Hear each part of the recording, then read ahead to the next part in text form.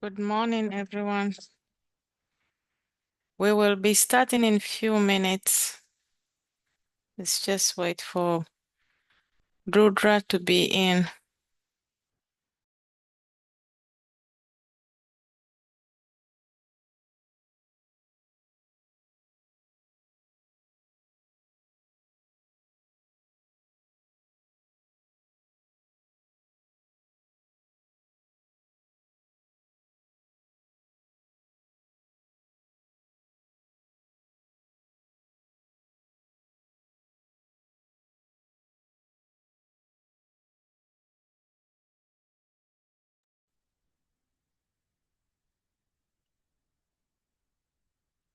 Let me check.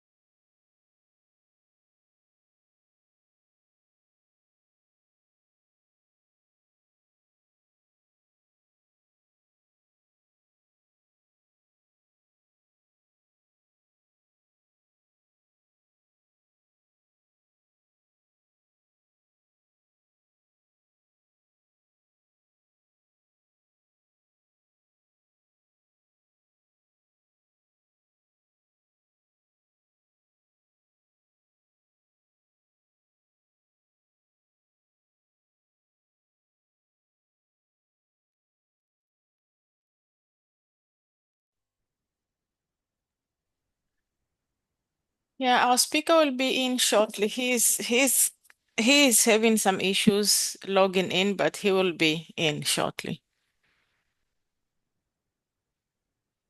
Let's give it a couple of minutes. We will start by 10:05. He should be here by then.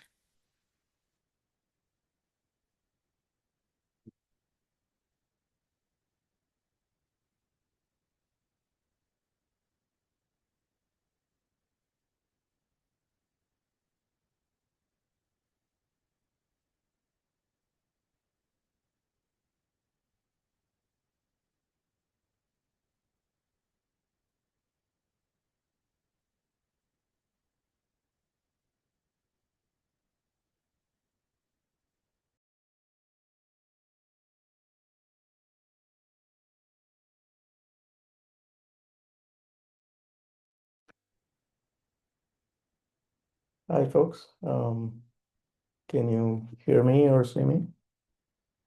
Yes. Yes, we can. Oh, excellent. Okay, great. Okay. Yeah, so we'll get going. I'm glad you're here, Rudra. Yeah, probably there are some issues. One will have to look into that. So good morning, everybody. We are going to start. Rudra is here. And as you saw, we are going to cover architecture, AERPAW architecture, and this is mainly geared to new and experienced users, because when you are using the platform, it's always good to understand the behind architecture of the platform, not only for the ease of use, but also you can troubleshoot some easy errors. Like it's hard to know that this error is coming from, this is an error I can easily troubleshoot, or this is something that I have to contact the ops. So that will be covered, and also we'll cover Portal walkthrough. And this is also for our new users, but also experienced users. There is a thing on two you might learn that you didn't know. So with that being said, Rudra, please take it. Okay. Yeah, thank you, Margaret. Appreciate the introduction. So, folks, welcome. First of all, apologies for the couple of minutes of delay. Yeah, Zoom keeps coming up with new surprises. Also, when I heard Margaret introduce the talk, I'm like, I want to attend that talk. So just saying, this is an overview. Uh,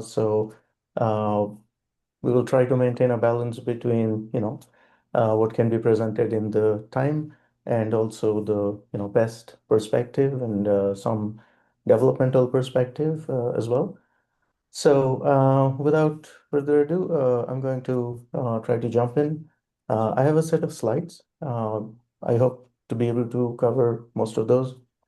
Some of them are very background stuff. I'll go with them quickly and then hopefully pause with a good bit of time left to see if there are questions and or maybe both do a walkthrough of the first few steps of the uh, current experimenter workflow. So now let me try to share a window and advance notice I'll be switching windows every now and then. So bear with me.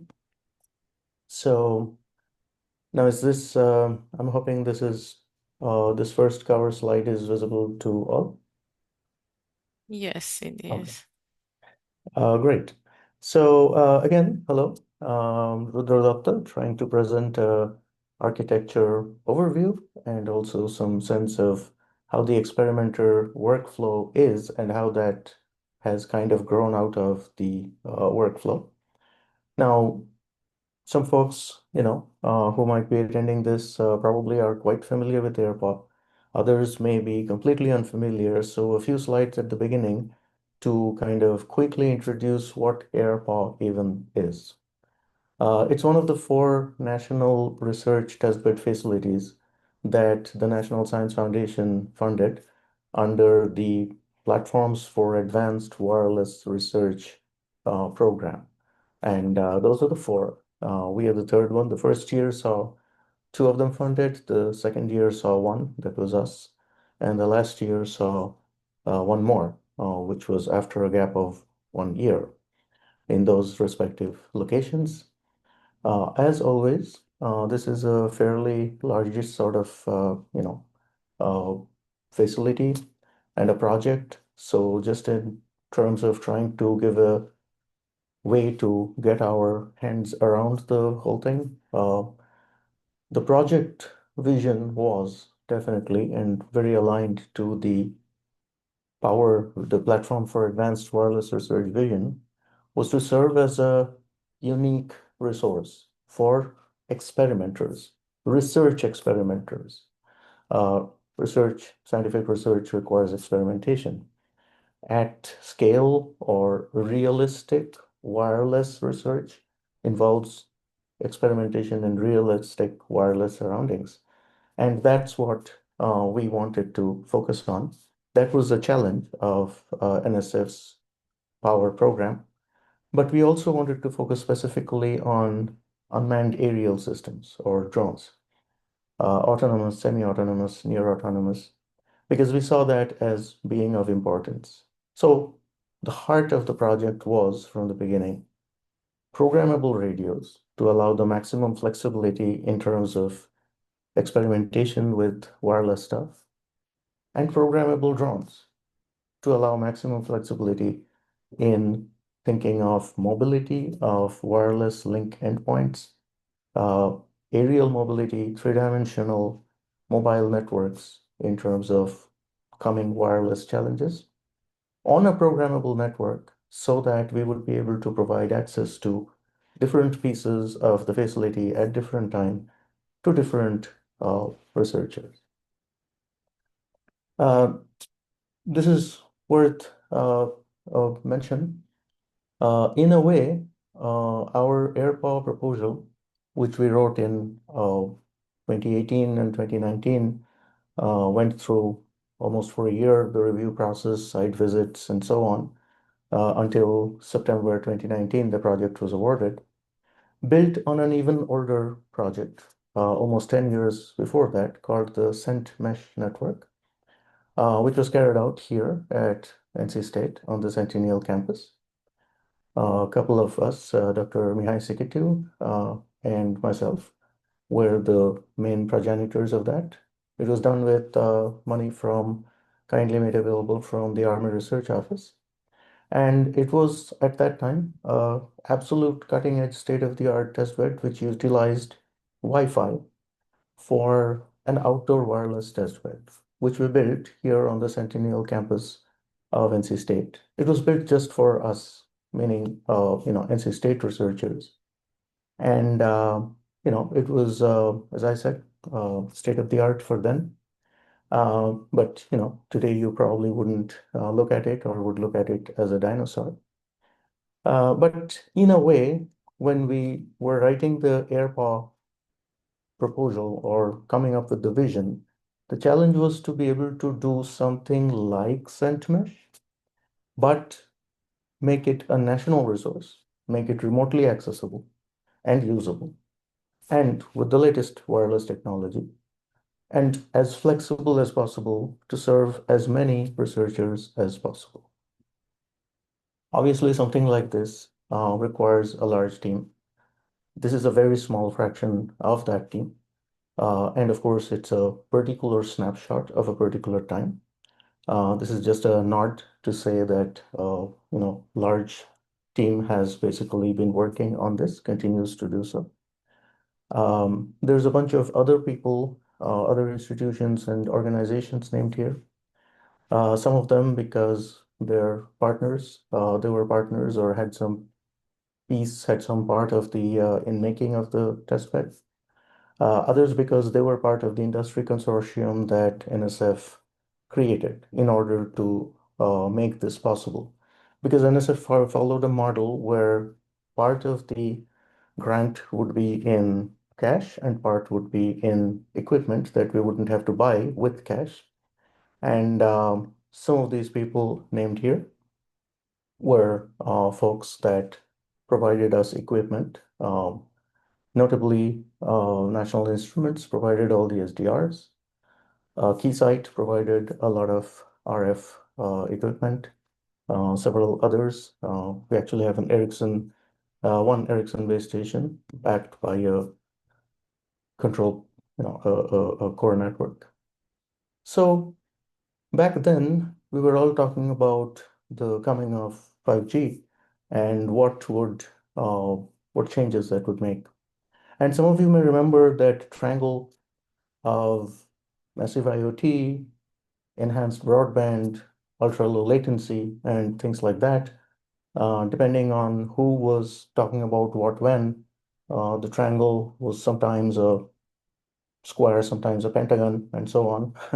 But what we were looking at was that we saw mobile nodes, airborne mobile robots, as something that would create a different dimension for all of those things.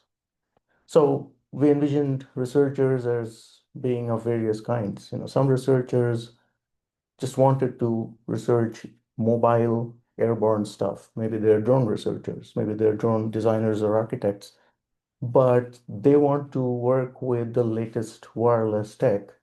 And that's something they were looking for as commodity to be supplied by the testbed. Other researchers would be in exactly the complementary position, which is I want to research those wireless things. I want to design new waveforms, new antennas. I want to design new wireless protocols. And my contention is that they can be effective or more effective or efficient for drones or for mobile airborne wireless link endpoints. But for that, we need mobile wireless link endpoints to come as commodity supplied by the testbed. And of course, there would be researchers who would want to get into joint optimization of those things. So they would want to be able to have control over all of those things, the entire wireless stack and the mobility stack. So we had this vision, this faith that there was very rich research, both necessary and available as opportunities in terms of advanced wireless to enable emerging unmanned aerial vehicle and unmanned aerial system capabilities, as well as advanced unmanned aerial systems to enable new wireless solutions, such as mobile, cells on wings, and so on. So that's sort of a tall order, but it is in this space that we want it to exist, not necessarily to be absolutely everything to everybody, but to be as many things as possible to as many researchers as possible. And what we ended up building, what we mean when we say AERPAW, is in multiple pieces. The largest piece of it is about something like 7+ square kilometers, and it is on one of NC State's campuses. That particular campus is an agricultural field laboratory, shown here in an aerial photo. The insets show the rough areas. So the top right inset and the green outlined area in there uh, encloses a small blue outlined area. And that blue outlined area is roughly what we are seeing in the aerial picture. That is the complete slide. The locations of various towers are shown. On those towers, we have AERPAW nodes. More about that later. We have various kinds of equipment that we have there. Notably, we have vehicles, both ground vehicles and air vehicles, which are custom designed, and as well as at least one vehicle that is not custom designed, but is something we have purchased. It's a commercially available thing called a helikite. It's essentially a balloon with some control surfaces capable of going up there and staying up there on a tether for a long time, and various other facilities that we have. AERPA also has a footprint on the Centennial campus of NC State University, which is a very much more brick and mortar roads, much more urban-like environment, which is where the old Saint Mesh used to be. So, and in those places, what do we have? So, we have two kinds of things. Wireless nodes made out of commodity computing and software-defined radios. And that's our programmable substrate. And then we have various other pieces of equipment, the Ericsson that I mentioned, Keysight RF sensors, LoRa. We actually have a telegraph system from Facebook, which are commercial systems that have been provided to us as part of the grant, and that we have installed and operationalized on various parts of the testbed, but not for us to use, but for researchers to be able to use as research substrate. On the vehicle side, we have, as I mentioned, the ground vehicles, two kinds, air vehicles, two broad types, and helicite. And on those, we have a version of the portable node, again, a commodity computer and software-defined radios, but small versions of each of those. So that's sort of, what we ended up putting together, which is a long and hard story, incorporating all the COVID years.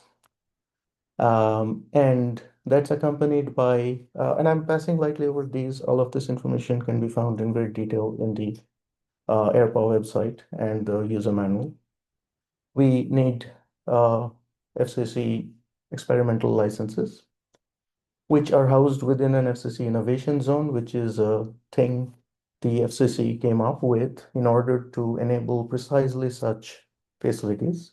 And till date, I believe there are only 4 innovation zones in the US, which are the 4 power platforms that I showed in the for one of the early slides. Similarly, we also have to conform with comply with FAA regulations and need specific licenses. And some of those are earned on the basis of multiple flights. Some of those have to be re-earned every time we have a new aircraft or a new type of aircraft. Which really segues me to the idea of how the architecture grows out of this. The first thing to realize, which we did early on, is that this thing that we're proposing, it's going to take a lot of computers and a lot of software, but it's not a computing facility. It's not a cloud computing or otherwise cyber facility. It's a cyber physical facility with a very much a capital P. The crucial value that this environment can provide to users, to experimenters, is inherent in the physical environment itself. Also, the physical equipment that can explore and experiment with this physical environment and the expertise we have gathered over the years of this project, but also many years before that, in terms of expertise in utilizing this equipment or being able to design research experiments in such things. And that's what that whole thing is what we want to, what we need to bring to remote users anywhere in the nation. So, to recap, a physical facility with a lot of safety and regulations compliance requirements, some commercial equipment, which were definitely not built for delegated control or use, and deep access that we want to provide to a nationwide community of researchers on a remote basis, which leads us to what exactly? So this is a particular mix of things. And what is the right model to design a test bed or to, architect a facility? Not necessarily completely happily, but rather inevitably, we ended up making the conclusion that AERPAW has to be is inherently a batch mode facility. A good bit of text about this is in the user manuals. I'm not going to, go through all of that. I'm just going to quickly call out that this is a feature, not a bug. One of the things we get asked most is, I do want to use AirPower, but sounds like I would have to get an FAA pilot's license. I'm not ready to do that just now. Quite apart from the fact that Part 107 isn't hard to earn, you don't have to. That's one of the main things here, is that that's something that the test bed does. And the experimenter does not have to have deep understanding of these regulations or compliance issues, whether FCC or FAA or things like that. And it's the test bed that guarantees safe and compliant operations. As an experimenter, you can choose to pretty much, code whatever you want. And if that is unsafe, it will not actually get executed. And that's up to us. And if that fails, that's on us, not on you. Some of the other early decisions we made, which kind of guided architecture, was, who's going to use it? As I said before, we can't be everything to everybody, but we had to make some trade-off decisions. And one of the most important ones was the user level of technical sophistication. And the assumption was it was high, that it's not something that you uh, start using, before you have learned about wireless or drones or computing or any of this. Not exactly a computing 101 level, resource, but literally a research resource. Um, it would be researchers and research students and industry researchers, exploratory engineers out in the industry developing, cutting edge applications that would use these things, this facility. And so we're not trying to simplify things. We're not trying to make things easy. If two different radios have two somewhat different interfaces, APIs, that's what we pass on to you because that's what provides you, the researcher, with the most flexibility. We don't try to say that, "Oh, we'll give you a much nicer, simpler, easier interface, which abstracts away a lot of the capabilities of these various things just so that you can have one very easy and uniform abstraction like here's a link, here's an endpoint." Um, as a researcher, you're like, forget the link. There's no such thing as a link. It's really wireless radiation. And therein lies potential opportunities and opportunities to do smart things and be able to get that little extra performance out of it or some fundamental results out of it.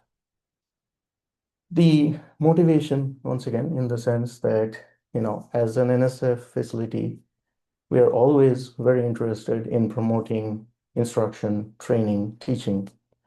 But while we will do everything we can to support that, the primary goal, the primary optimization will always be towards research. because that's our mandate. But even that requires a certain amount of training simply in terms of using the test bed. So that is something that we would also have to do in terms of things like, complementing the test bed with information about the test bed. The user manual being the biggest of all. And again, we faced a problem as we developed it. The, you know, uh, goal was to make it easy to get started quickly. But then there would be lots of questions from test users who are like, but I don't know how to do that. And we would be like, we'll put that in, we'll put that in. And eventually every page became a, pretty respectable book chapter sized thing, a big wall of text. So how does one, deal with that? We have tried to, over time, to balance those requirements. The AERPAW users group is a very useful and important thing. It's essentially a mail group where if something is posted, a user is like, I'm trying to do this, this is happening, does anybody know why? And AirPower ops will jump in with answers, but sometimes other users will beat them and be like, yeah, that happened to me too. You need to do this. But AirPower personnel, AirPower ops, obviously, the bearing the brunt of that. There are also things called AirPower office hours. At this point, I think once every couple of weeks. While we are available or AirPower ops is available during that time, we still ask people to make um, reservations or appointments during those office hours, just so that we know we're not overbooked. And fairly recently, we have started a new thing called AirPower Bug Bash, where you can literally be like, I was coding something on AirPower and I got stuck here. Well, bring it and we'll look over that code with you. We also have quite recently put up a self-paced, always available tutorial environment, which is just like the real thing, except it doesn't let you submit things to the test bed, but you can try out the virtual environment remotely as much as you like. This all was our journey over the last few years. But back to 2019. These next few slides are literally from that time. And I'm sort of feel some satisfaction at how closely we have been able to do what these slides say. We envisioned that, you'd be able to say, okay, what is a very simple experiment?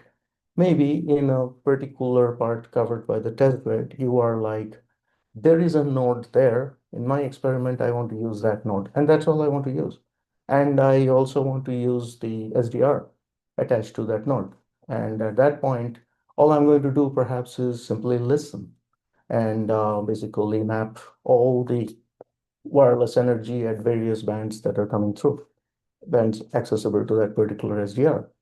Well, once you do that, what you would get is essentially like a command prompt window, which is operating on that node. Well, it's not really operating on that node because maybe first it operates on a virtual version of that node, but in the test bed, it gets whatever you do there gets executed in the test bed node that is actually in that physical location. You could potentially have a second ground node and then do channel sounding experiments, which means you'd have to transmit from one of them and receive at one of them. And that means that just like you would if you had this in your lab, you would be able to log into each of those two nodes. You could have potentially a mobile node, and in that case, you would want to design a trajectory for the mobile node in whatever fashion you indicate that trajectory. Now things get a little bit more complicated because although you as an experimenter do have the same windows, when this actually has to execute on the test bed, somebody has to oversee it because of FAA regulations, which means there has to be a safety pilot. Although the drone will describe, if it's safe, precisely the trajectory that you programmed. Somebody has to sit there and watch it, just in case it tries to do something unsafe that is not caught by our software, which is unlikely, and bring it down. So last level of defense as required by the FAA. And this works out because those drones don't actually live on the field.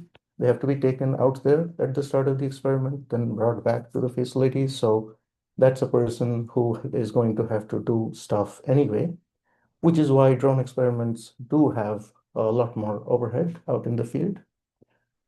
You can have experiments like, and we have actually done this one, and we've done it in the place shown, but that was a while ago. Now, typically we do that experiment out on the Lake Wheeler field that I showed before, where a drone traverses a distance between two different fixed nodes, and we try to see the signal strength from both fixed nodes.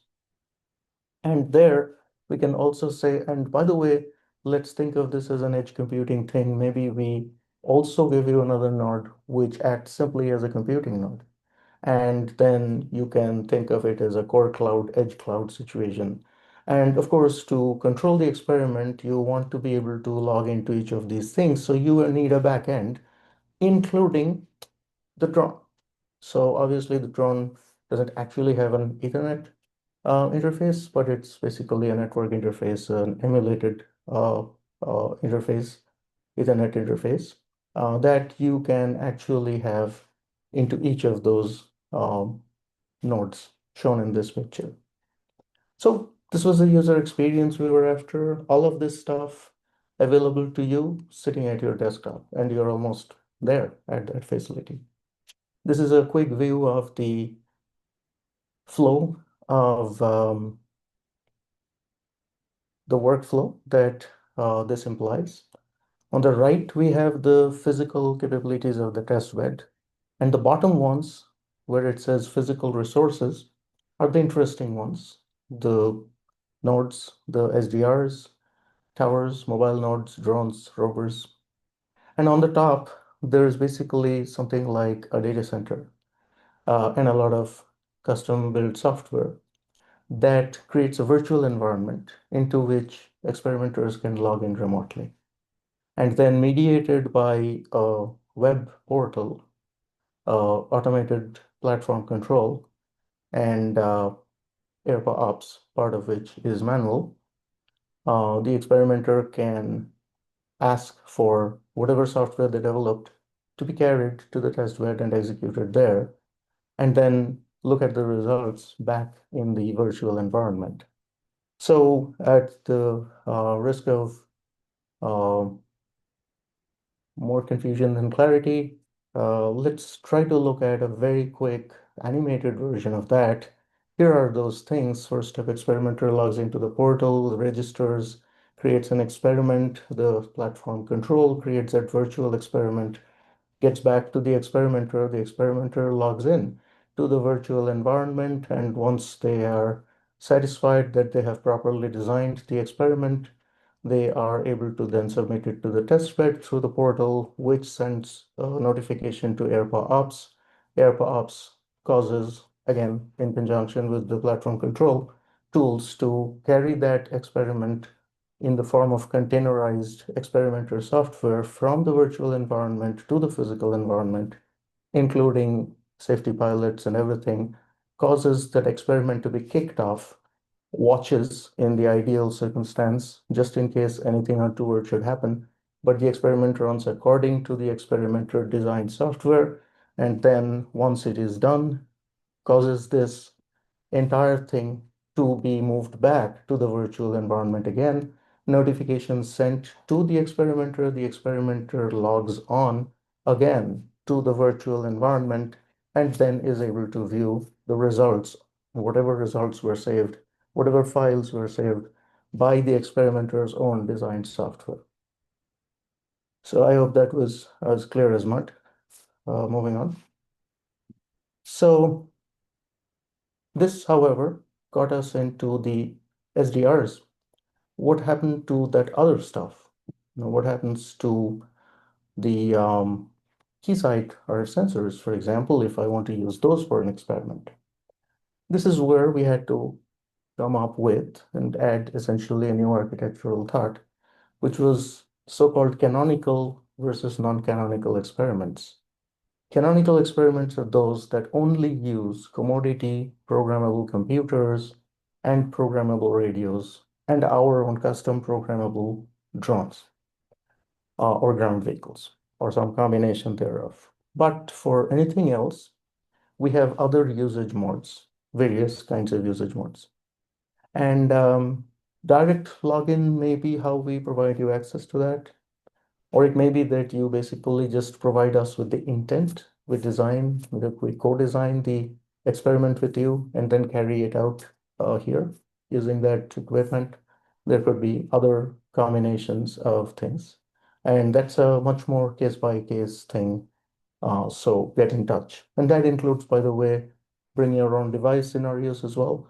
We have had folks come out and say that, but I want to test my antenna, I want to test my radar and against your drones, see if I can detect those.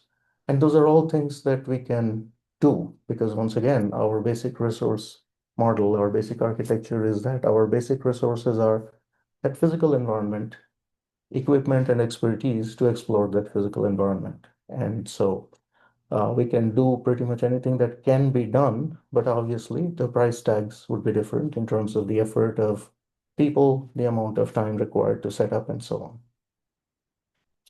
Now, in terms of taking an experimental intent of a researcher and embedding that into the testbed facility, in terms of architecting the substrate, this is kind of where we went, how we went. So if you look at it, any research experiment is itself a version of some real world scenario. For engineers, this is almost all like, well, people walk by other people with cell phones all the time. Some of them are on bicycles, some of them are in cars, and we want to look at the mobility. Well, that's the real world scenario.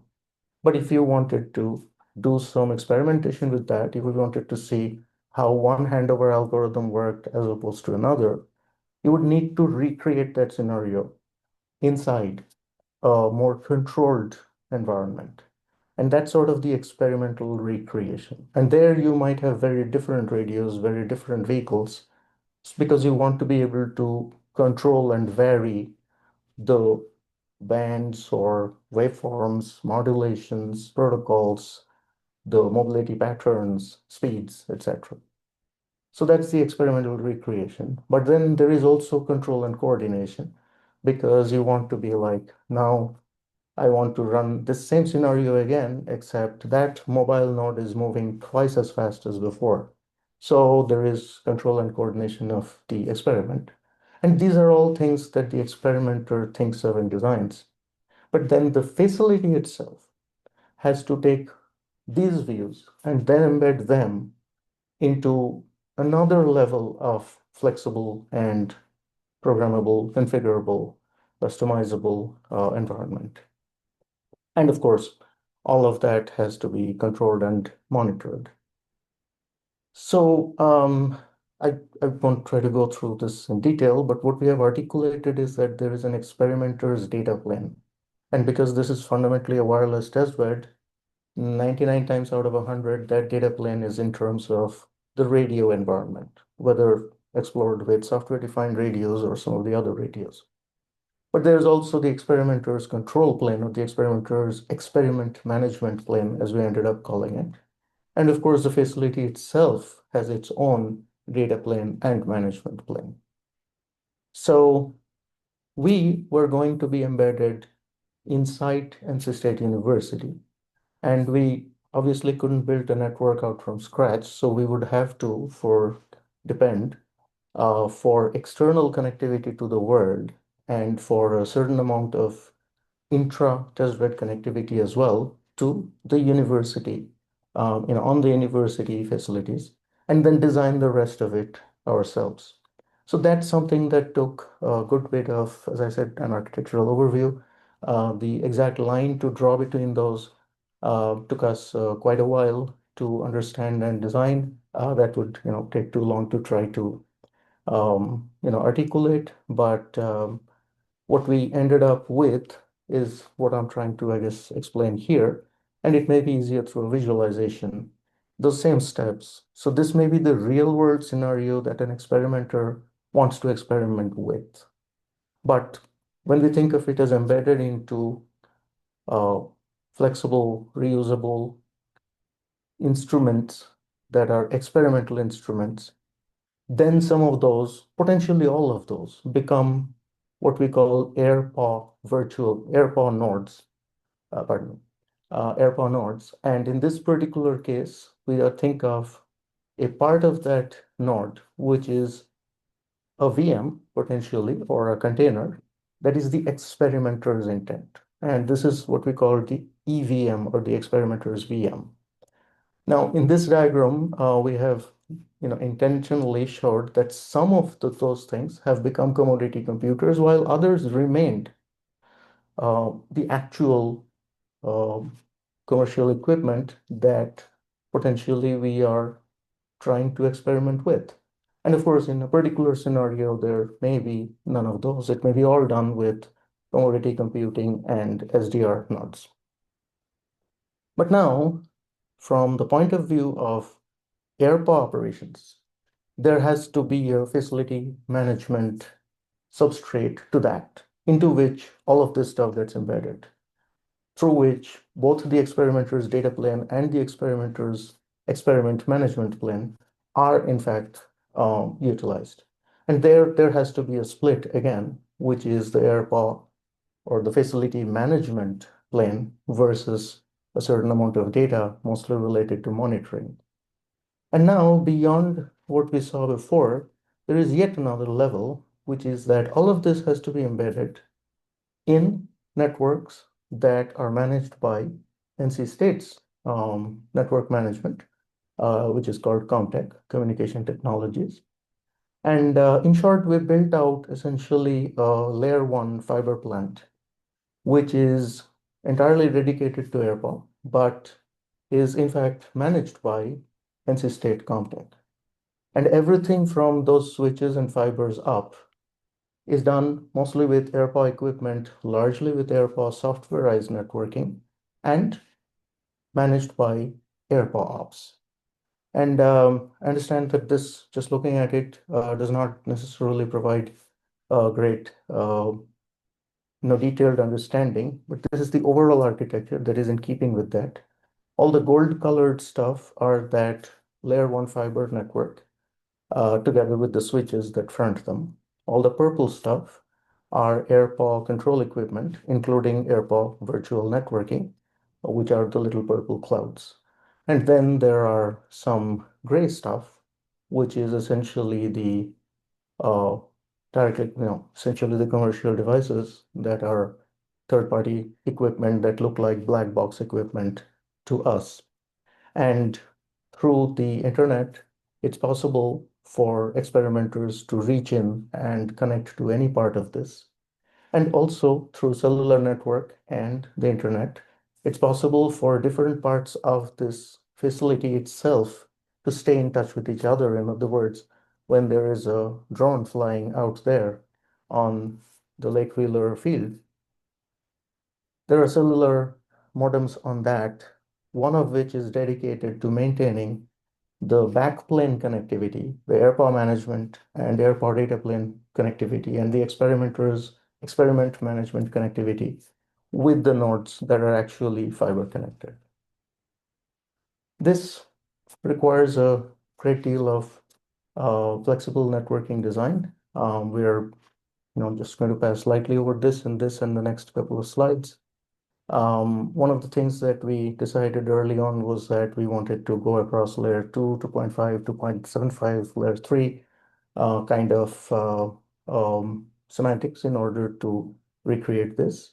So there is a large layer 2 virtual layered networking, which uses VLAN stitching and Q&Q, VLAN in VLAN stitching, in order to create a substrate in which we can pretty much take any piece of AERPAW equipment, whether it is a physical piece of equipment, whether that physical piece of equipment is in fact commercial or a commodity computer, or whether it is a virtual machine or a container inside a particular computer. And we can collocate any subset of this into the same virtual layer 2 network and isolate it from any other virtual layer 2 network. And that allows us to, create the space. We also use this and some creative juggling with IP addresses to, should go back one more, um, to create IP address equivalence as an experiment moves from the virtual environment to the test bed. So the experimenter's code need not change at all. There need be no mapping applied to that code. And in fact, that code, if necessary, can be maintained as private from the facility when we move from one environment to another. Just quickly showing that uh, this picture is going to change again and again, but those EVMs, which are the green boxes, are going to provide the same internal connectivity and the same look and feel to the experimenter, because when it moves to something called the sandbox, coming to that in a moment, it looks very similar. When it moves to a virtual environment, all the substrate goes away. They could all be on the same computer, the same server. But from an external point of view, an experimenter is only going to see the EVMs and something called the OEO console, which allows coordination of the experiment from a single point. But many of these could be put in one server. We're just showing two, but it could be 20 or 100. So this also comes with then other requirements that now must be accommodated inside the architecture in terms of access, authentication, authorization. Most of isolation we already took care of at the network level, but there is also some access level isolation. And also AERPAW is, and as of now, it's still in its initial phase where we are not charging NSF-funded researchers because NSF is still, we are still using the last bit of NSF funding ourselves. But by and large, AERPAW is a facility for hire, which means we now need to be able to count things like who used the testbed for what part of the testbed, how, for how long, and things like that. So billing and stuff. So that means there is a large entity. This is a highly simplified diagram, entity relationship diagram, that in a sense captures the architectural view that ties both the hardware and software decompositions together. This means that there was a very great deal of software that needed to be written as well. And I apologize, this slide is not really meant to be read. It just goes to show that we had to define many abstractions in terms of AirPower nodes, and then divide the software according to those abstractions. And then we were able to apportion the development, the design and development of those software pieces. It also shows, by the way, that all the software that is in the EVM, the experimenter's VM, can be actually held separate from all the rest. And therefore, that's what the experimenter is going to get in their environment, which can include sample experiments and things like that. These are some of the large software pieces in a way that we had to be able to, plan development, for, and make sure they operated together with each other. Most of this stuff is listed here because this is stuff that stays behind the covers, under the covers, behind the scenes, and experimenters don't see that.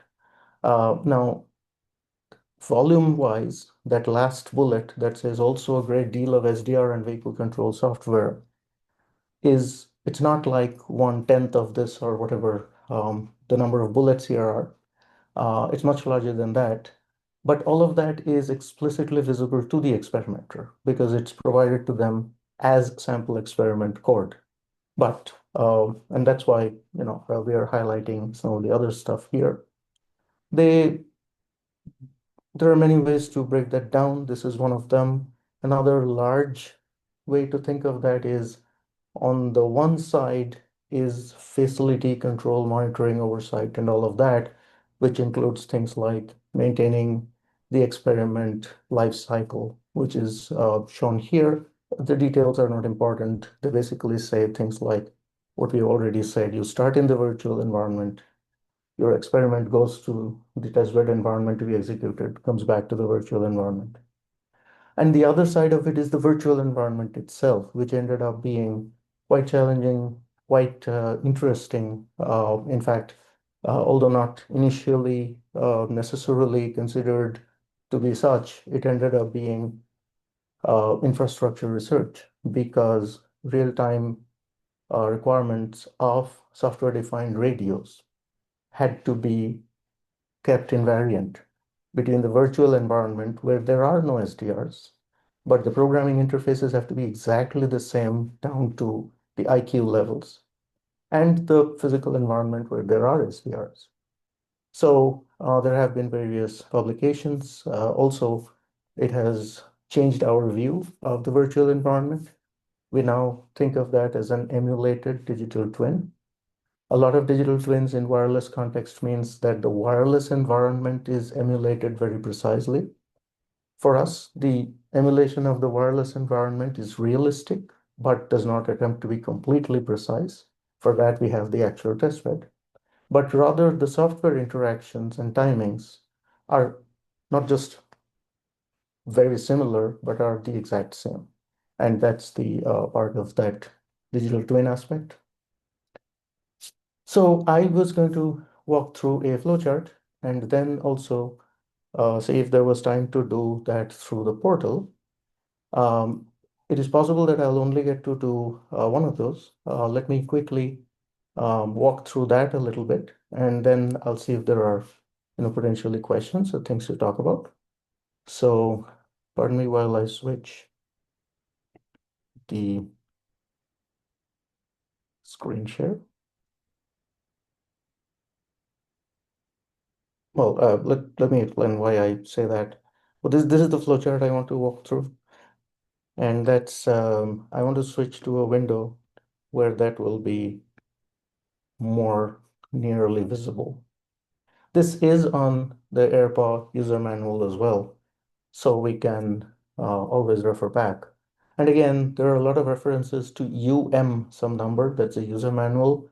All of those user manual pages are there, but I apologize, the numbering is not current. So this is by an old numbering of pages. So the numbering would have to be changed, which we will do anytime we have a few moments free.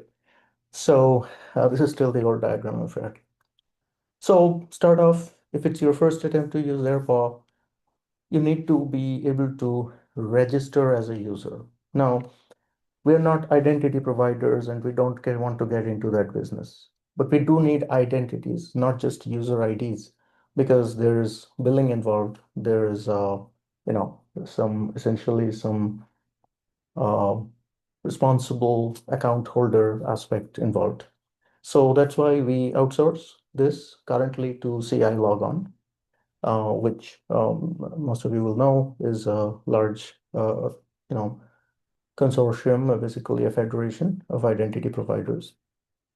So register, which means try to log into AirPaw. Now, what does that look like? Excuse me, switching screens again, if I can find it.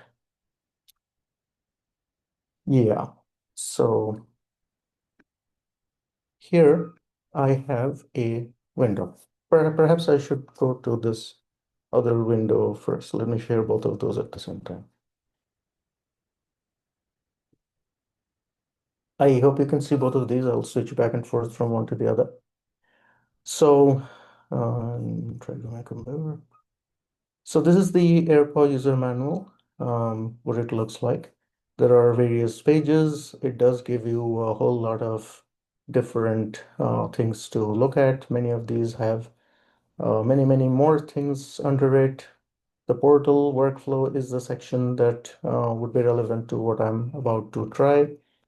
And then a lot of sample software that we provide already inside the EVMs and that you can use just as is to recreate a canonical experiment and then try to build your own by specializing it further.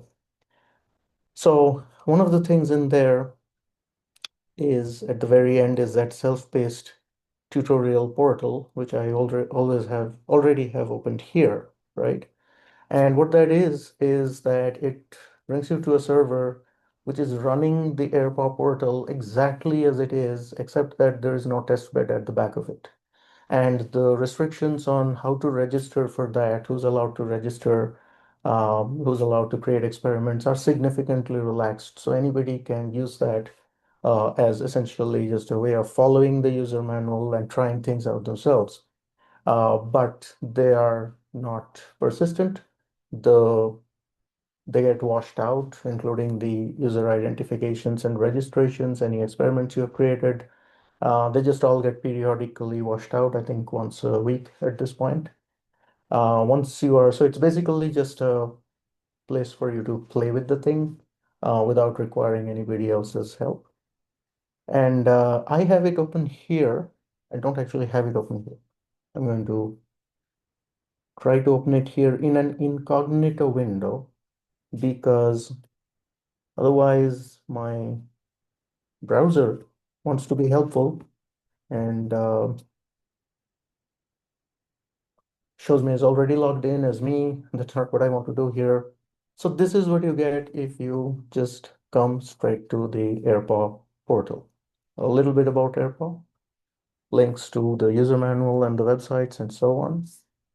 And also a button here hidden away at the top right corner called Login and an explanation of CI logon. Now, this is where I'm going to use one of the things you'll see is a list of identity provides that CI logon gives you. And the very first one, it may be different for different users, is ORCID. But ORCID isn't really an identity provider. It really, does not necessarily identify something with a registered institution and a bank account. Neither does Google. Anybody can create a Gmail ID. We have those things in the list because CI logon has them in the list. But the user manual provides directions on how exactly you can uh, utilize AirPaw. So I'm going to just use Google for the moment, which again in the production portal would not be allowed. And let's see, I think I covered it.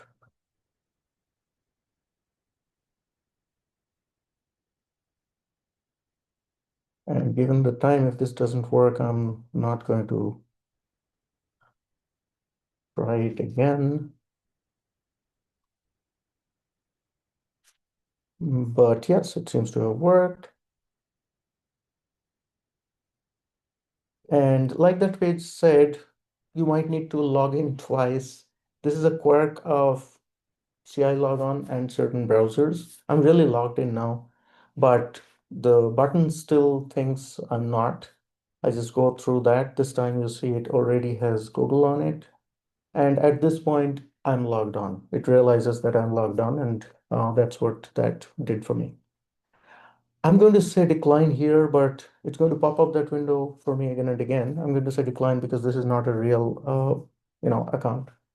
And incidentally, this is an example of, so just, about 15 minutes before the start of this talk, I created that Gmail ID because anybody can create a Gmail ID. And this is why for the production portal, we don't really accept that. So for the moment, I'm going to say decline. And now you see this says log out, which means I'm logged in. And here it gives me a profile. In this, there's a button that will allow me to request the experimenter role, do a registration. But that is grayed out right now because I did not fill out these things.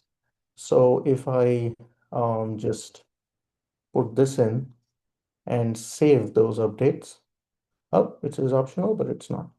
Let's say it's wireless because, and now what that has done is it's given me access to requesting the experimenter role. At this point, let me just go back to the, in the interests of time, the flowchart.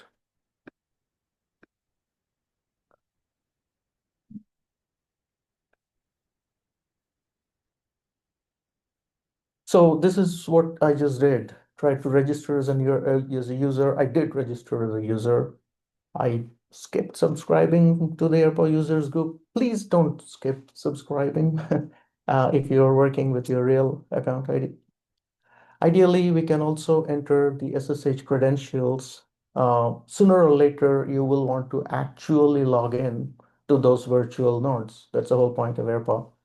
And then we will need SSH credentials. So this is the place where you can enter them now, or if you don't, we will just make you do that later. And then request the experimenter role. Optionally, you can log out at this point because this may take a while to get to AERPAW ops for them to approve the request.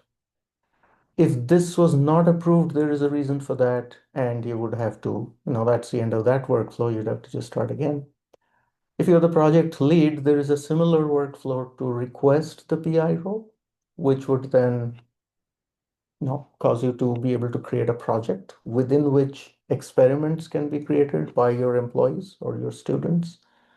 And once you do that, you can go on to create an experiment or let others access to create the experiment for you, students, employees. And if it's a canonical experiment, it follows the workflow we talked about before, create virtual environment, etc., etc. If it's a non-canonical one, then essentially you provide some information about your experiment in that same portal. And then after that, the process becomes more manual and person based. And then we go off into experiment development as a service or other things. So I'm already over time. I apologize, even though um, I had tried to, I'd hope to take some questions. I'm going to just stop sharing right now and see if there is, anything we can discuss. So we had said that the talk will not go over an hour, and it's already gone 2 minutes. Apologies. But we're available here for questions and discussion, as long as any of you want to have that. Or feel free to send questions later through the AirPower users group or anything else. So let me end here and pause for questions.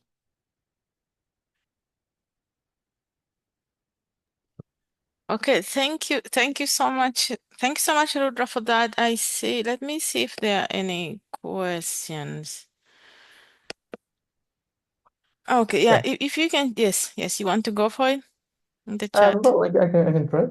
Isaac is not my specialty, of course, right now, because of various large solicitations we're all aware of. Isaac is of importance to all of us, and of course, it's Isaac or JCAS, depending on, I guess, which way you are going. So the short version of that is these words didn't even exist, obviously, when we started designing and architecting AirPod. But we did design it to be as flexible as possible within the limits of the equipment that we have. So really, there is nothing to stop you from designing a sensing and control experiment or sensing and communications experiment inside AirPod, right? Now, you will have to pick which sample experiment you start with. So there are several sample experiments which basically are first we put a software stack on the SDRs, which may be, right? One of the available open source software stacks. Just look at our sample experiments. I'll bring up our list of sample experiments in a bit. But given that in that sample experiment, there is already a piece of software, right, that is in control of your SDR. And then, unless that software stack provides uh, sensing capabilities in addition to communications, which many of them do, but only in limited terms. Like you can say things like, I want the exact signal strength when this particular packet was received and stuff like that. However, there is also the possibility that you don't use any of those software stacks and go use something much lower down. For example, use the GNU radio stack. And there you would be able to design such an experiment much better. Or if you really want, you can just eschew all our sample software all our sample experiment software and not put anything on the SDRs and just start from scratch. Just literally use the SDRs yourself and build your own ISAC stack. That's one answer. The other answer is we don't have currently a ready-made sample, even a toy version of an ISAC or JCAS experiment uh, made in AERPAW. Someday, maybe someday soon, we might have that.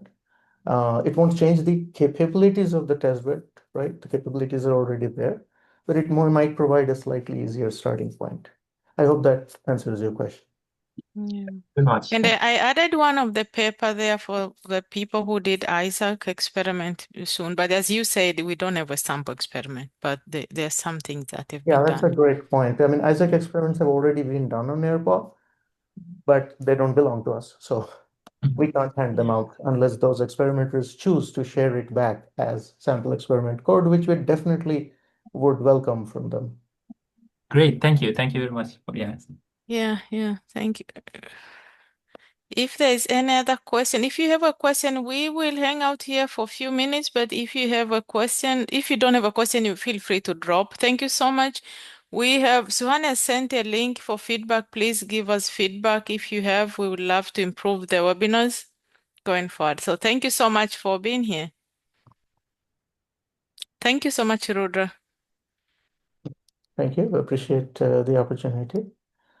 Again, apologies for starting a couple of minutes late to the world-class facility, but the Yeah. Zoom sometimes cause problems. Well, yes, I told participant that you are having issues logging in, so they were waiting for you. We'll have to check that. Yes. I don't think that's something we can check. It's Zoom, so it's no part of AirPod. No, it's You not part have of a AERPAW, but yes, you can. you have a link Yeah. to the session for later viewing. I may have mistimed this session. I imagine so, but Imagine, yeah, Suhan can tell us that Suhan is the host, and I believe this was being recorded. Yeah, it is being recorded. I can Uh, send out the recording to the yeah. participants.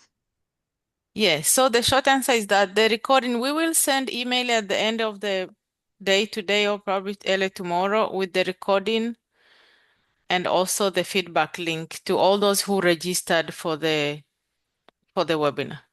okay, cool, cool, cool. Mhm. Yeah, I'll send What a expect? follow-up email with everything. Rudra, can you take this one? What experiment should be the starting point with AirPow?